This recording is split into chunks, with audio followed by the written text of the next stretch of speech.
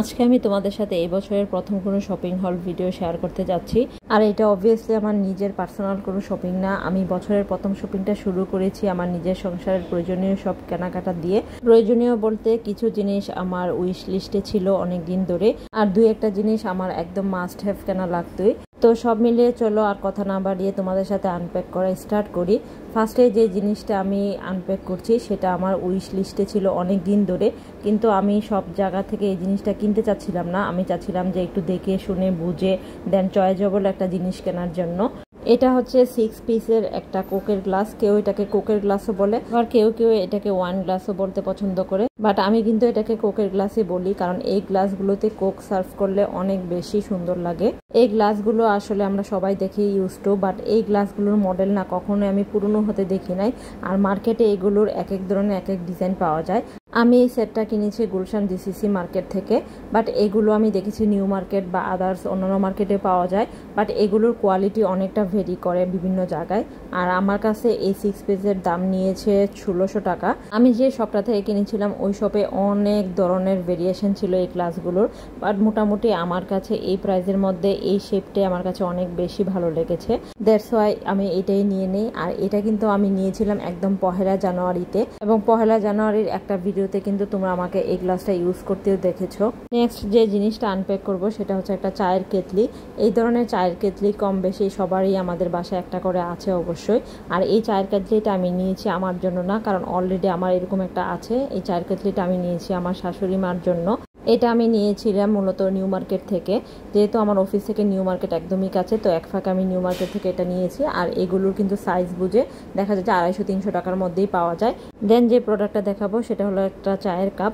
এই কাপটা আমি নিয়েছি নিউ মার্কেট থেকে। মূলত চায়ের কেটলিটা আমি যেদিন কিনেছি সেদিন এই চায়ের কাপটাও কিনেছি। এই চায়ের কাপটার প্রাইস মাত্র 100 টাকা। ক্যান ইউ ইমাজিন, এই কাপটার প্রাইস মাত্র 100 টাকা। এই কাপের শেপটা আমার কাছে এত ভালো লেগেছে, এক দেখাতে আমি এটা কিনে ফেলি। আর এগুলোই ছিল আমার মোটামুটি একদিনের একটা শপিং ভিডিও। নেক্সটের এই প্রোডাক্টগুলো আমি তার 2-1 দিন পরে শ্যুট করি, তো দুইটা মিলে আমি এই ভিডিওটা করেছি। এই জিনিসগুলো আমার প্রায় 3-4 দিন আগেই কেনা হয়েছে। প্রোডাক্ট দেখানোর আগে একটা কথা বলি, আমি 2-3 দিন আগে একটা ভিডিওতে বলেছিলাম যে মিরপুর 1-এর একটা শপে, সাইম ট্রেন্ডিং ওই শপটার নাম, ওই শপে কিন্তু প্রায় ক্রোকারিজের সব জিনিসপত্রই পাইকারি এবং খুচরা দামে পাওয়া যায়। তো ওই দোকানটার মধ্যে আমি যখন ভিজিট করেছিলাম, আমি আমার এই উইশ লিস্টে থাকা এই জিনিসটা সবার আগে পারচেস করি। এটা হচ্ছে একটা ইলেকট্রিক কফি ফোমার মেশিন। আমি প্রায় গত 2 মাস ধরে চিন্তা করতেছিলাম যে এরকম একটা কফি ফোমার মেশিন আমি কিনবো, কিন্তু সব জায়গায় বা অনলাইনে এটার প্রাইস এত বেড়েছে যে আমি আর কিনতেই পারছিলাম না। শেষমেশ আমি যখন মিরপুর 1-এর ওই শপটার খোঁজ পেলাম, তো আমি চিন্তা করেছিলাম যে ওই দোকান থেকে আমি সবার আগে এই জিনিসটাই পারচেস করব। আর এটার সাথে কিন্তু একটা কেবলও দেওয়া থাকে, চার্জ শেষ হয়ে গেলে আবার চার্জ দেওয়া যাবে। আর এটা দিয়ে কিন্তু কফির ফোম অনেক সুন্দর হয়। এমনিতে তো যে লোকাল যে শপে 100-150 টাকার যে ফোম আর্টগুলো পাওয়া যায় ওগুলোতে ফোম অত ভালো হয় না, বাট এটা দিয়ে ফোম মাশাআল্লাহ অনেক ভালো হয়। আর এটার প্রাইস নিয়েছে আমার কাছ থেকে মাত্র 600 টাকা। অনলাইনে এটার প্রাইস মিনিমাম 900 টাকার উপরে। নেক্সটে আমি নিয়েছি একটা ভেজিটেবল পিলার মেশিন। দেখা যায় যে গাজর শসা টসা কাটার জন্য এই ধরনের পিলার মেশিনগুলো কিন্তু খুবই ভালো হয়। এটাও আমি ওই দোকান থেকে অনেক রিজনেবল প্রাইসে কিনেছি।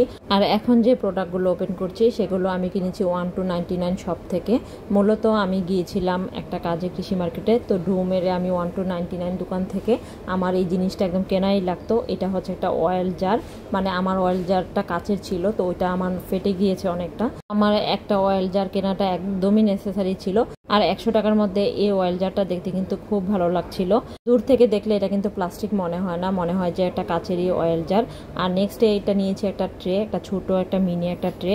দেখা যাচ্ছে বাসার মধ্যে হুটহাট করে একটু চা বা একটু নাস্তা নেওয়ার জন্য একটা ট্রে আমার লাগতোই। তার জন্য আমি এই ট্রেটাও যেহেতু 100 টাকার মধ্যে পেয়ে গিয়েছিলাম তাই এটা নিয়ে নিয়েছিলাম।